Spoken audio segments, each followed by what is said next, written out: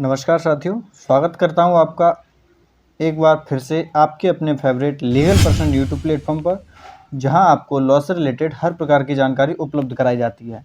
एक मित्र ने बोला है एडमिनिस्ट्रेटिव लॉ के वीडियो के लिए, तो एडमिनिस्ट्रेटिव लॉ का जो प्रीवियस ईयर्स का क्वेश्चन पेपर है वो हम ऑलरेडी पहले ही देख चुके हैं। और जिन साथियों ने अभी एडमिनिस्ट्रेटिव लॉ का पिछला जो क्वेश्चन पेपर है नहीं देखा है, तो वो नीचे डिस्क्रिप्शन में लिंक दे दिया गया है, वहाँ पर जाके आप देख सकते हैं वीडियो। और ये आज हम वीडियो देखने जा रहे हैं, इसमें मुझे खुद नहीं पता है कि इसमें कितने क्वेश्चंस होने वाले हैं, 100 प्लस होने वाले हैं, कितने क्वेश्चंस होने वाले हैं। तो बिना देरी किए हुए हम ये जो वीडियो है आज का बहुत ही इम्पोर्टेंट है, बहुत ही महत्वपूर्ण साबित होने वाला है एग्जाम के लिए। तो बिना देरी किए हुए स्टार्ट करते हैं। और जो भी साथी हमारे चैनल पर नए हैं तो कृपया करके वीडियो को लाइक कर दें और प्लीज़ एक सब्सक्राइब ज़रूर कर दें, क्योंकि आपकी पढ़ाई के साथ साथ मुझे भी अपनी पढ़ाई करनी होती है। तो इसके लिए एक सब्सक्राइब आपके लिए टाइम निकाल के बनाता हूँ वीडियो, तो एक सब्सक्राइब ज़रूर कर दें, ठीक है ना। और साथ ही साथ अपने दोस्तों को शेयर भी करें। तो देखिए बिना देरी किए हुए स्टार्ट करते हैं हम। तो फर्स्ट क्वेश्चन है हमारा, निम्नलिखित में से किस बात में उच्चतम न्यायालय ने अभिनिर्धारित किया कि एक उच्च न्यायालय अनुच्छेद 12 के अंतर्गत राज्य नहीं है। तो किस बात में किया था? नरेश बनाम महाराष्ट्र राज्य में। नरेश बनाम महाराष्ट्र राज्य में। ऑप्शन नंबर बी सही है इसका। अगला क्वेश्चन है हमारे पास, निम्नलिखित में से किस संविधान के अनुच्छेद 12 के अंतर्गत राज्य की परिधि में नहीं आता है? तो राज्य की परिधि में कौन क्या नहीं आता है? केंद्र सरकार भी आती है, राज्य सरकार भी आती है, पटना विश्वविद्यालय ये भी आता है राज्य की परिधि में, लेकिन एक भगवान की जो मूर्ति होती है ये राज्य की परिधि में नहीं आता है। तो option number D is correct answer, ठीक है। अगला क्वेश्चन हमारे पास, कौन राज्य नहीं है? तो कौन राज्य नहीं है? तो CSIR ये राज्य नहीं है। इलाहाबाद विश्वविद्यालय, इसको भी एक राज्य कहा जा सकता है। एक नगर महापालिका, इसको भी राज्य कहा जा सकता है, संसद को भी कहा जा सकता है, लेकिन एक CSI इसको राज्य नहीं कह सकते हैं, ठीक है। अग्रनयन का नियम किस बाद में अधिकारातीत घोषित किया गया था? तो किस बाद में किया गया था? ये देवदासन बनाम भारत संघ में ये घोषित किया गया था, ठीक है। देवदासन बनाम भारत संघ।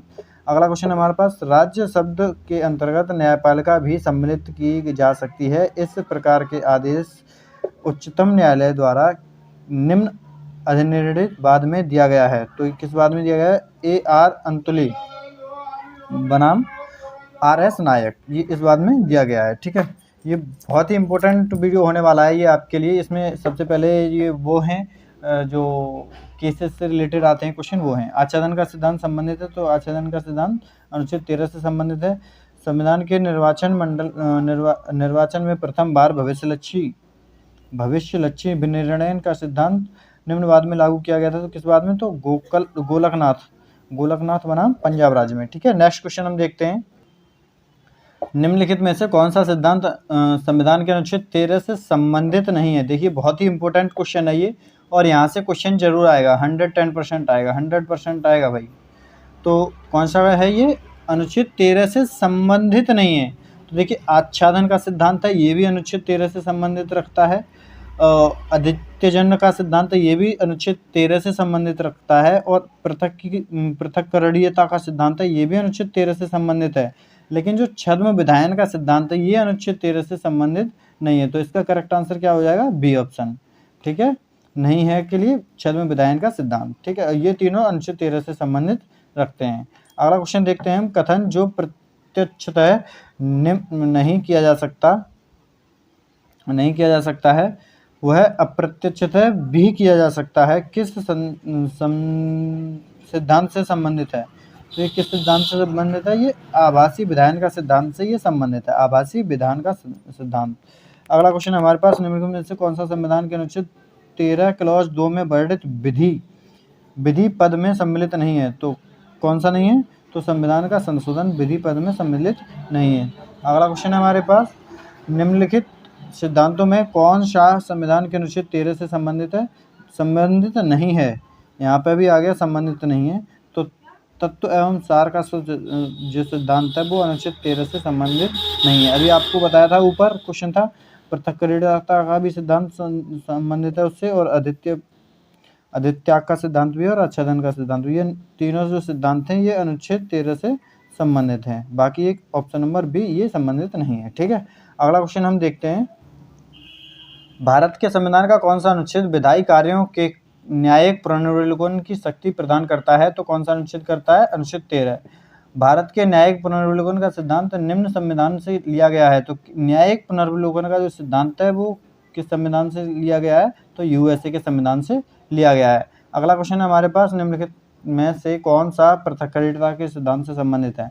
पृथक्करणता के सिद्धांत से कौन सा बात संबंधित है? तो ये रोमेश थापर बनाम मद्रास राज्य का संबंधित है। ठीक है, अगला क्वेश्चन है हमारे पास, आच्छादन का सिद्धांत किस अनुच्छेद में निहित है? तो आच्छादन का सिद्धांत अभी आपको क्वेश्चन पहले ही बताया था, अनुच्छेद 13। अनुच्छेद 13 very very most important in our examination. ठीक है, अगला क्वेश्चन है, विधि द्वारा स्थापित प्रक्रिया शब्दावली किस देश के संविधान से ली गई है? तो ये जापान के संविधान से ली गई है। विधि द्वारा स्थापित प्रक्रिया जो है वो जापान के संविधान से ली गई है। अगला क्वेश्चन हम देखते हैं,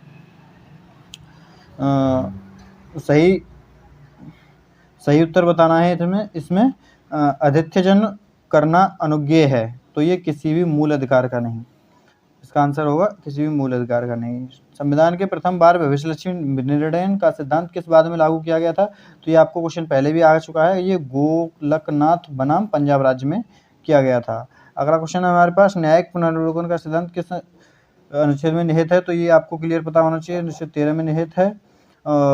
भारतीय संविधान के अनुच्छेद 13 में दिए गए अर्थ के अनुसार निम्न में से क्या कानून नहीं है? तो कानून क्या नहीं है? सरकारी परिपत्र क्या है? कानून नहीं है। अगला क्वेश्चन हम देखते हैं, पीआईएल से संबंधित व्यक्ति है। तो पीआईएल से संबंधित व्यक्ति कौन है? न्यायाधीश भगवती हैं। मूल अधिकारों के हनन होने पर प्रभावित व्यक्ति रिट याचिका प्रस्तुत कर सकता है। तो रिट याचिका कहाँ पर प्रस्तुत कर सकता है? तो हाई कोर्ट या सुप्रीम कोर्ट दोनों में ये रिट याचिका प्रस्तुत कर सकता है। ठीक है ना, मूल अधिकारों के हनन होने पर। अगला क्वेश्चन हमारे पास, परमादेश से क्या संबंधित है देखते हैं। तो ये परमादेश सार्वजनिक व्यक्ति के कर्तव्यों के निष्पादन को बाध्य करने के लिए जारी किया जा सकता है। ठीक है, सार्वजनिक व्यक्ति के कर्तव्यों को निष्पादन को बाध्य करने के लिए जारी किया जाता है परमादेश। उच्चतम न्यायालय द्वारा किसी लोकपद पर किसी व्यक्ति की नियुक्ति निरस्त करने हेतु तो निम्न रिट जारी की जा सकती है। तो किसी व्यक्ति की नियुक्ति जो होती है वो निरस्त करने के लिए कौन सी रिट जारी की जा सकती है? ये अधिकार परीक्षा रिट जारी की जा सकती है। ठीक है, को वारंटो। ठीक है, अगला क्वेश्चन है, निम्नलिखित में से कौन सी याचिका आपकी अधिकारिता को जानने का शाब्दिक अर्थ रखती है? तो कौन सी याचिका रखती है अधिकारिता को जानने का? को वारंटो, अधिकार परीक्षा। बंदी प्रत्यक्षीकरण की याचिका का अर्थ है, ये जो रिट्स हैं ये writs very very most important part है हमारे एग्जाम का। बंदी प्रत्यक्षीकरण की याचिका का अर्थ क्या होता है? तो किसी वैध रूप से बंदी बनाए गए व्यक्ति को न्यायालय के समक्ष प्रस्तुत करना। ठीक है, यही इसका आंसर होता है, ऑप्शन नंबर ए, प्रस्तुत करना। अगला क्वेश्चन है हमारे पास, उच्चतम न्यायालय द्वारा लोक पदाधिकारी या शासन को असंवैधानिक विधि को प्रवृत्त न करने के लिए किस रिट के द्वारा निर्देशित किया जा सकता है? तो किस रिट के द्वारा? आदेशात्मक रिट के द्वारा। ठीक है, ये आदेशात्मक होता है यहाँ पे। ये मुझे भी डाउट लग रहा है इस क्वेश्चन में, तो आप कमेंट में इस क्वेश्चन को जरूर बताएं। ठीक है, अगला क्वेश्चन, निम्नलिखित से कौन सी रिट न्यायिक अथवा अर्ध न्यायिक अधिकारियों के विरुद्ध जारी की जा सकती है? तो कौन सी रिट? उत्प्रेषण जो रिट होती है तो वो न्यायिक और अर्धन्यायिक व्यक्तियों के विरुद्ध जारी की जा सकती है। अगला क्वेश्चन हम देखते हैं, निम्नलिखित रिट में से कौन सी केवल न्यायिक एवं न्यायिकल्प प्राधिकारियों के विरुद्ध जारी की जा सकती है? तो कौन सी जारी की जा सकती है? तो उत्प्रेषण न्यायिक एवं न्यायिकल्प प्राधिकारियों के विरुद्ध जारी की जा सकती है। अगला क्वेश्चन है हमारे पास, अधिकारिता संबंधी त्रुटियों को ठीक करने के लिए जो रिट जारी की जाएगी तो वह कौन सी रिट है? तो वो उत्प्रेषण रिट है। ठीक है ना, अगला है, किन रिटों में नैसर्गिक न्याय की ओर ध्यान नहीं दिया जाता है? तो नैसर्गिक न्याय की ओर किन रिटों में? परमादेश रिटों में ध्यान नहीं दिया जाता। एक उपभोक्ता को लोक उपक्रम के एकाधिकार से उत्पन्न शोषण के विरुद्ध लोकहितवाद के अंतर्गत उपचार कहा जाता है। ठीक है, उत्प्रेषण रिट किसी न्यायिक अथवा अर्ध न्यायिक निकाय नहीं जारी की जा सकती है। उत्प्रेषण रिट किसी न्यायिक और अर्ध न्यायिक निकाय में जारी नहीं की जा सकती है। तो कौन न्याय की कोई विकल्पता नहीं हुई हो, कब नहीं जारी की जा सकती? न्याय की कोई विकल्पता नहीं हो। ठीक है, अगला क्वेश्चन हमारे पास, प्रशासनिक विधि प्रशासन से संबंधित विधि है। इसमें प्रशासनिक पदाधिकारियों को गठन शक्तियों के कर्तव्यों का अवधारण किया जा सकता है। यह परिभाषा किसके द्वारा दी गई है? तो ये जेनिंग्स के अनुसार दी गई है। ठीक है। अगला है प्रशासनिक विधि वह विधि है जिसका संबंध प्रशासनिक अधिकारियों की शक्तियों और प्रक्रियाओं से है। जिसमें विशेषकर प्रशासनिक कार्य के न्यायिक पुनर्विलोकन विनियमित करने वाली विधि सम्मिलित है। यह कथन किसके द्वारा कहे गए हैं? तो ये कथन प्रोफेसर केसी डेविस के अनुसार कहे गए हैं। अगला क्वेश्चन है हमारे पास, प्रशासनिक विधि का उद्देश्य प्रशासन के किससे है? अनुचित तथा अवैध कार्यों पर नियंत्रण रखना, अनुचित एवं अवैध कार्यों पर नियंत्रण रखना। अगला क्वेश्चन हम देखते हैं, प्रशासनिक विधि के कार्यक्षेत्र में कौन सी बातें सम्मिलित हैं? तो कौन सी बातें सम्मिलित हैं? विभिन्न प्रशासनिक निकायों का अध्ययन, ये भी सही है। प्रशासनिक अधिकरणों के न्यायिक कृत्यों का अध्ययन, ये भी सही है। रेटों का अध्ययन, ये भी सही है। बिल्कुल तो उपयुक्त सभी, तो option number D is correct होगा। शक्ति पृथक्करण के सिद्धांत की व्याख्या सर्वप्रथम किस विद्वता ने की थी? तो सर्वप्रथम किस विद्वता ने की थी? फ्रांसीसी विद्वता जो थे मॉन्टेस्क्यू, इन्होंने की थी, मॉन्टेस्क्यू, ऑप्शन नंबर बी।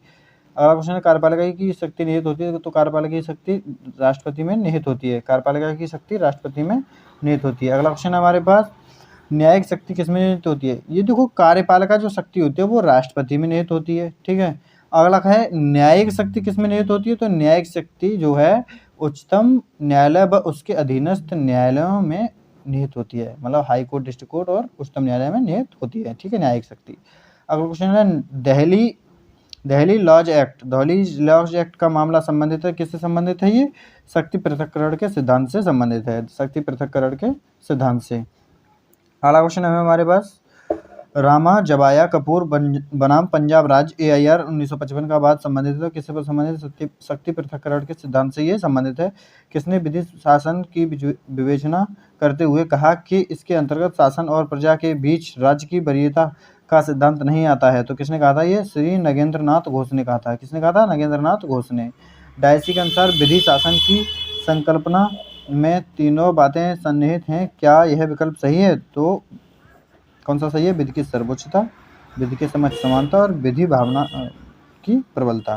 ठीक है, उपयुक्त सभी। अगला क्वेश्चन है, AK क्रैपक बनाम भारत संघ 1970 बाद किससे संबंधित है? तो ये विधि का शासन, मोस्ट इंपोर्टेंट केस है, ध्यान रखना, विधि के शासन से संबंधित है। AK क्रैपक बनाम भारत संघ 1970। अगला क्वेश्चन हम देखते हैं, प्रत्यायोजित विधान के निम्नलिखित क्या लाभ हैं? तो प्रत्यायोजित विधान के क्या लाभ हैं? तो समय की आवश्यकता है, विषय वस्तु की तकनीकी है, स्थानीय विधि है। तो उपयुक्त सभी इसके लाभ हैं। प्रत्यायोजित विधान के निम्नलिखित कौन से लाभ हैं? तो कौन से लाभ हैं? विवेकी विषय और लचीलेपन की आवश्यकता, ये दोनों हैं, उपयुक्त दोनों। ठीक है। नरेंद्र कुमार बनाम भारत संघ का बाद किससे संबंधित है? तो ये आपको पता होना चाहिए, प्रत्यायोजित विधान के संसदीय नियंत्रण से संबंधित है।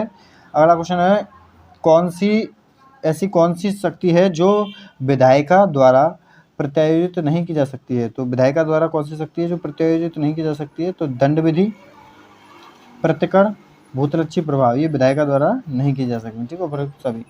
अगला क्वेश्चन है, संवैधानिक विधि का मुख्य मामलों में प्रत्यायोजित पर कुछ सीमाएं लगाता है। तो ये क्या सीमाएं लगाता है? न्यायालय के क्षेत्राधिकार का अपवर्जन, करारोपण और धन संबंधी और वित्तीय मामले, ये सब पे क्या लगाता है? सीमा लगाता है। ठीक है, उपयुक्त सभी। अगला क्वेश्चन है हमारे पास, प्रवर प्राधिकारियों द्वारा अपनी शक्तियों को अवर अथवा अधीनस्थ प्राधिकारियों को सौंप देने का तात्पर्य निम्न में से किसको है? तो उप प्रत्यायोजन को है। ठीक है। अगला क्वेश्चन हम देखते हैं, नेक्स्ट क्वेश्चन हमारे पास, कोई भी व्यक्ति अपने ही मामले में स्वयं न्यायाधीश नहीं बन जाता का नियम है। तो इसका नियम क्या है? पक्षपात के विरुद्ध नियम। ये कौन सा नियम है? पक्षपात के विरुद्ध नियम। दूसरे पक्ष को भी सुनो से तात्पर्य क्या है? तो सुनवाई का नियम। ये किससे तात्पर्य रखता है? सुनवाई का नियम। बोर्ड ऑफ हाई स्कूल बनाम घनश्याम AIR 1962 का ये बात है, ये किससे संबंधित है? पक्षपात के विरुद्ध नियम से संबंधित, पक्षपात के विरुद्ध नियम से ये बात संबंधित है। अगला क्वेश्चन हमारे पास, दूसरे पक्ष को भी सुनो नियम के निम्नलिखित आवश्यक तत्व हैं। तो इसके क्या क्या आवश्यक तत्व हैं? सूचना और सुनवाई का, ये दोनों इसके आवश्यक तत्व हैं। अगला क्वेश्चन हमारे पास, पक्षपात के निम्न कौन कौन से प्रकार होते हैं? तो कौन कौन से प्रकार होते हैं? तो विषय वस्तु संबंधी अभिनत, आर्थिक अभिनत, और व्यक्तिगत अभिमत, ये सभी होते हैं पक्षपात के प्रकार हैं ये। ठीक है, अगला क्वेश्चन हमारे पास, दूसरे पक्ष को भी सुनो सिद्धांत कौन कौन से अपवाद हैं। तो इस सिद्धांत में कौन कौन से अपवाद हैं, तो ये उपरोक्त इसमें सभी हैं। जहाँ प्राधिकारी का कार्य न्यायिक नहीं है, जहाँ संबंधित अभिकरण के काम प्रशासनिक महत्व अथवा विवेक हैं, जहाँ शक्ति का प्रयोग अनुशासित है। ठीक है, अगला क्वेश्चन हम देखते हैं। अगला क्वेश्चन है हमारे पास, लोकपाल के प्रमुख कार्य कौन कौन से हैं। तो लोकपाल के प्रमुख कार्य कौन कौन से हैं, जनता की शिकायतों को सुनना, उनके निराकरण का प्रयास करना और शिकायतों को की जांच करना। तो उपरोक्त सभी होंगे। उत्प्रेषण शब्द का क्या अर्थ है, उत्प्रेषण शब्द का प्रमाणित होना, प्रमाणित होना इसका अर्थ होता है। ठीक है, अगला क्वेश्चन है हमारे पास, चंडीगढ़ शासन बनाम मनप्रीत सिंह 1992 SC का ये वाद है कि याचिका से संबंधित है। किस याचिका से संबंधित है, ये उत्प्रेषण याचिका से संबंधित रखता है। अगला क्वेश्चन है, उत्प्रेषण रिट जारी करने के आधार कौन कौन से हैं। तो उत्प्रेषण रिट जारी करने के आधार अधिकारातीत की गलती, नैसर्गिक न्याय के सिद्धांतों का उल्लंघन और कपट, ये सभी इसके आधार हैं। ठीक है, अगला क्वेश्चन देखते हैं। भारत में विवादों के निर्धारण हेतु विभिन्न न्यायाधिकरणों को स्थापित किया गया है। वे कौन कौन से न्यायाधिकरण हैं, तो औद्योगिक न्यायाधिकरण और निर्वाचन न्यायाधिकरण और रेलवे दर न्यायाधिकरण, ये उपयुक्त सभी हैं। ठीक है, भारत में न्यायाधिकरणों की आवश्यकता के क्या कारण हैं, तो आवश्यकता के क्या कारण हैं, तो न्याय में विलंब, राज्यों के कृत्यों में अभिवृद्धि और अपव्यय, ये उपयुक्त सभी हैं। जांच आयोग की नियुक्ति किस अधिनियम के अनुसार की जाती है, तो अधिनियम 1952 के अनुसार ये जांच आयोग की नियुक्ति की जाती है। अगला क्वेश्चन हमारे पास, लोकहितवाद का तात्पर्य एक ऐसी बात से है जिसमें संपूर्ण जनमानस का अंतर्निहित होता है। ऑप्शन नंबर 20 करेक्ट होगा। अगला क्वेश्चन है हमारे पास, PIL की क्या विशेषताएं, तो ये उपयुक्त सभी ये PIL की विशेषताएं। न्यायिक व्यवस्था में असहाय व असमर्थ व्यक्तियों को मूल अधिकारों की सुरक्षा प्रदान करने के लिए होता है और इसमें याचिका किसी वर्ग, संगठन, संस्था की ओर से दायर की जा सकती है। ठीक है, की जाती है और कार्यपालिका के अनुत्तरदायी कार्यों के विरुद्ध कार्यपालिका की याचिका की जाती है। ठीक है, ये सभी है। अगला क्वेश्चन देखते हैं हम, किस अनुच्छेद में, अगला क्वेश्चन हमारे पास, किस अनुच्छेद में उच्च न्यायालय को अपने कार्यरत न्यायालयों पर प्रशासनिक नियंत्रण रखने का अधिकार प्रदान किया गया है। तो किस अनुच्छेद में किया गया है, ये अनुच्छेद 226, अनुच्छेद 226। ठीक है, अगला क्वेश्चन है, किस विद्वता ने अपनी पुस्तक न्यू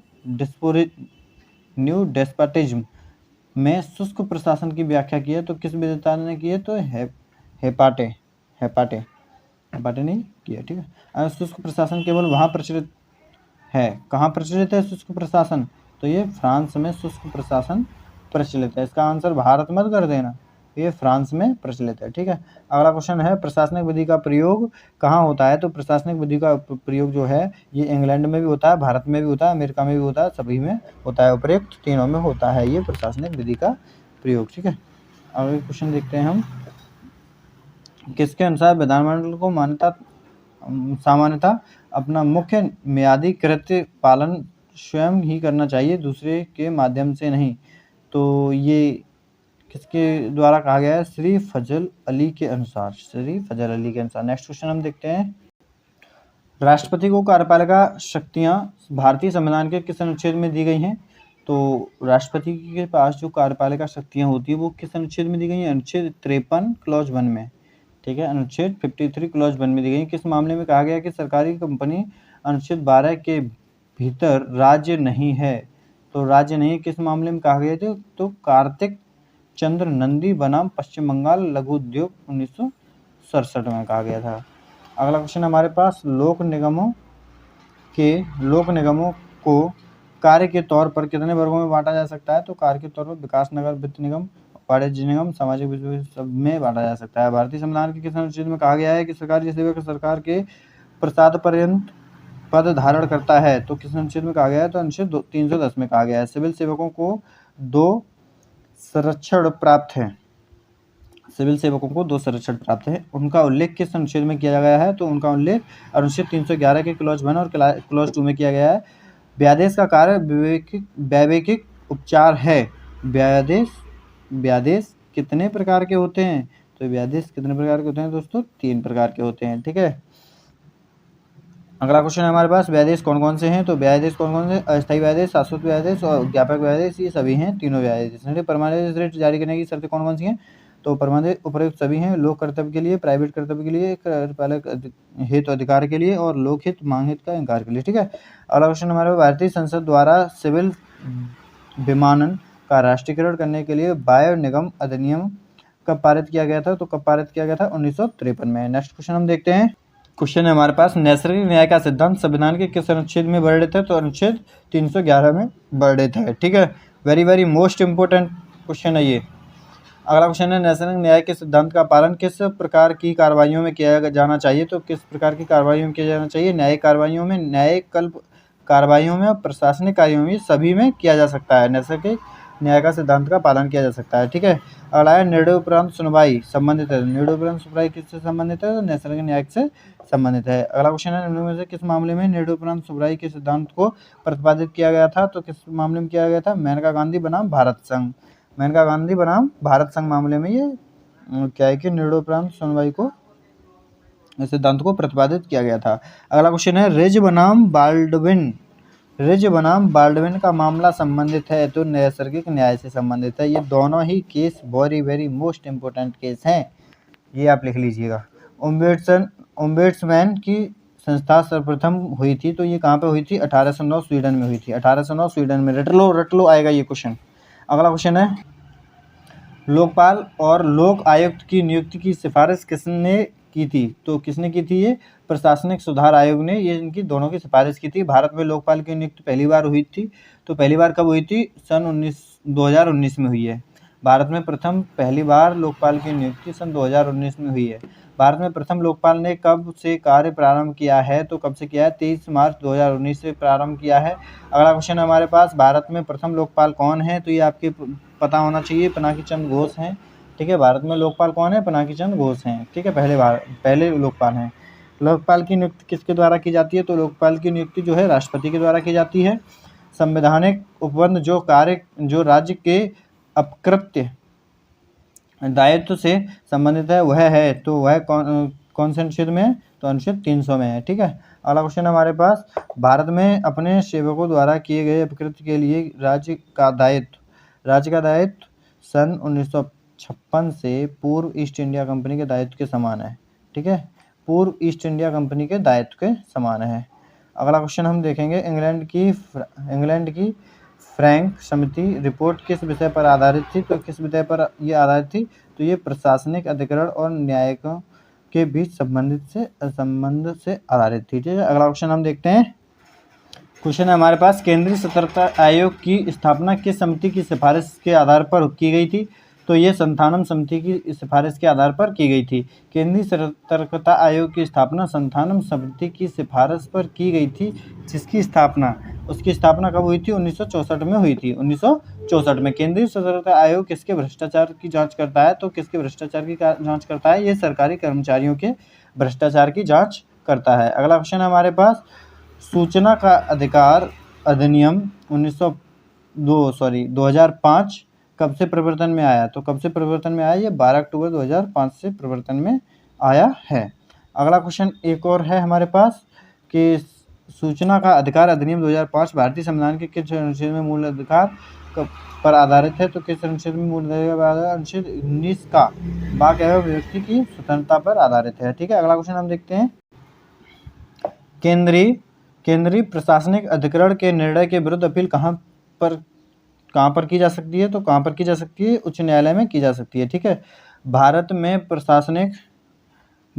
प्रशासनिक अधिकरण कौन कौन से हैं? तो कौन कौन से हैं? श्रम एवं औद्योगिक अधिकरण, मोटर अधिकरण, रेट अधिकरण, उपयुक्त सभी ये प्रशासनिक अधिकरण हैं।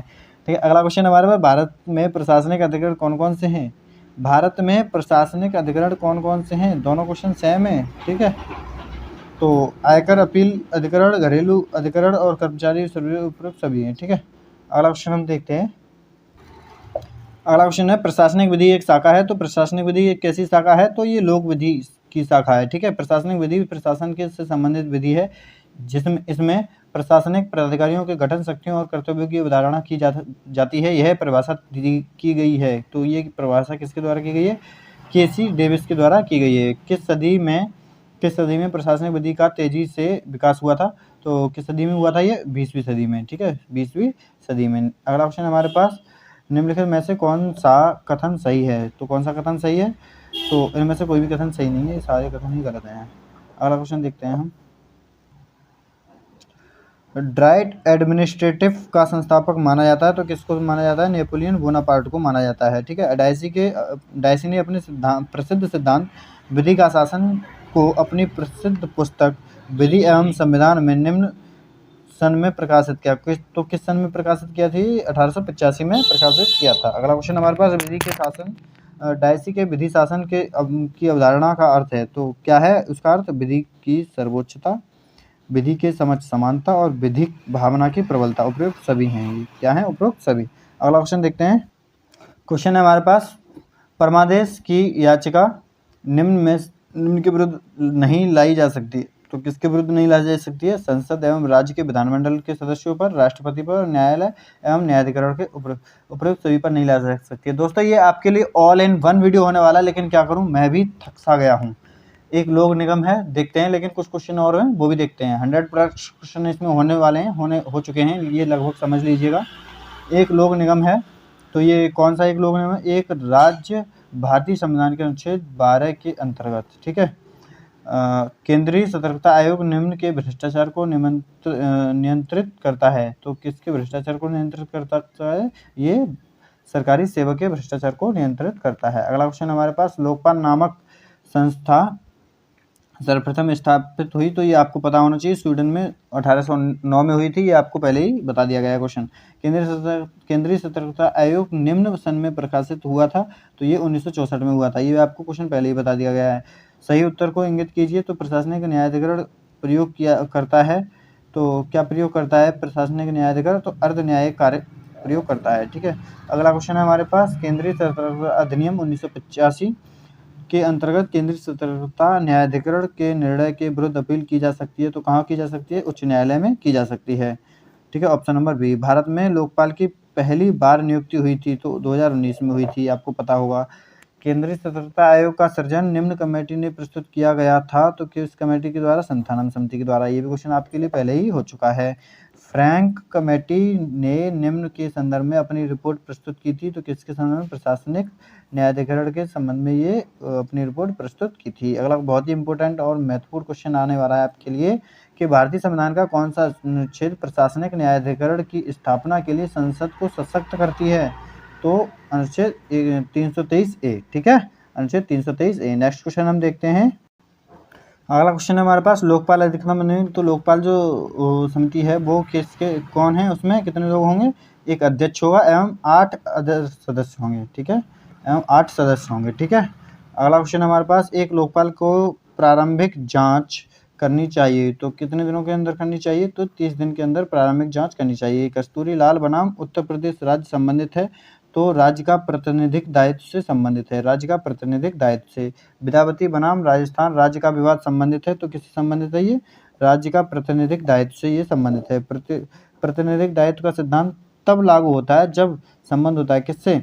नौकर एवं स्वतंत्र ठेकेदार से, मालिक एवं अभिकर्ता से, मालिक एवं नौकर से। तो ये सभी से संबंधित होता है, तभी ये दायित्व लागू होता है। ठीक है। अगला क्वेश्चन है, प्रशासनिक न्यायाधिकरण का प्रयोग करता है, तो कौन करता है? किसका प्रयोग करता है? अर्ध न्यायिक कार्य का प्रयोग करता है। किस संशोधन के द्वारा भारतीय संविधान के अनुच्छेद 323A एवं अनुच्छेद 323B सम्मिलित किए गए थे? तो किस संशोधन के द्वारा? 42वां संशोधन के द्वारा ये सम्मिलित किए गए थे। प्रशासनिक न्यायाधिकरण अधिनियम पारित किया हुआ था, तो कब पारित हुआ था? 1985 में। ठीक है, 1985 में ये पारित किया गया था। केंद्रीय प्रशासनिक न्यायाधिकरण का अध्यक्ष अपना त्यागपत्र सौंपेगा, तो किससे सौंपेगा? तो ये राष्ट्रपति के लिए अपना त्यागपत्र सौंपेगा। दोस्तों बहुत ज़्यादा वीडियो बड़ा होने वाला है, होने जा रहा है, और 100+ क्वेश्चन इसमें हो चुके हैं आपके। तो देखते हैं। केंद्रीय प्रशासनिक न्यायाधिकरण का अध्यक्ष किस आयु पर सेवानिवृत्त होगा? तो ये 68 वर्ष की आयु पर सेवानिवृत्त होता है। निजी स्वतंत्रता के लिए कौन सी याचिका दायर की जा सकती है? तो बंदी प्रत्यक्षीकरण याचिका दायर की जा सकती है। याचिका की अवधारणा का सूत्रपात हुआ था, तो कहाँ से हुआ था? ये ब्रिटेन से हुआ था। ठीक है, याचिका की अवधारणा का सूत्रपात कहाँ से हुआ था? ब्रिटेन से हुआ था। अगला क्वेश्चन हमारे पास, उच्चतम न्यायालय भारतीय संविधान के अनुच्छेद 32 के अंतर्गत जारी कर सकता है, तो क्या जारी कर सकता है? मूल अधिकारों की रक्षा के लिए याचिका जारी कर सकता है। न्यायाधिकरण पद का शाब्दिक अर्थ है, तो क्या है इसका शाब्दिक अर्थ? न्याय का आसन है। न्यायालय न्यायिक पुनर्विलोकन का सिद्धांत भारतीय संविधान के किस प्रावधान में प्रतिपादित किया गया है? तो किस प्रावधान में है? अनुच्छेद 13 में है। निम्नलिखित में से कौन सा प्रशासनिक विधि का स्रोत नहीं है? तो प्रशासनिक विधि का स्रोत क्या नहीं है? तो लॉ रिपोर्टर ये प्रशासनिक विधि का स्रोत नहीं है। बाकी अध्यादेश है, न्यायिक निर्णय समिति है, सभी ये प्रशासनिक विधि के स्रोत हैं। तो दोस्तों ये आपके लिए 100+ क्वेश्चन का वीडियो आ चुका है। तो एक लाइक जरूर करिएगा और कमेंट में कोई भी दिक्कत हो आपको जरूर बताइएगा। दूसरा वीडियो पार्ट 1 जो प्रीवियस ईयर का क्वेश्चन पेपर है वो मैंने डिस्क्रिप्शन में लिंक में दे रखा है, तो आप वहाँ पर जाके वीडियो देख लीजिएगा। तो आपके लिए 2 वीडियो सफिशेंट हैं, आपके लिए बहुत ही इम्पोर्टेंट हैं दोनों वीडियो। तो आपको पेपर में एग्जाम में पास होने से कोई नहीं रोक सकता। ये एक वीडियो भी आपको पेपर में आपको पास कराने के लिए काफ़ी है। ठीक है, तो मिलते हैं नेक्स्ट वीडियो के साथ। तब तक के लिए टाटा बाय बाय, जय हिंद, थैंक यू।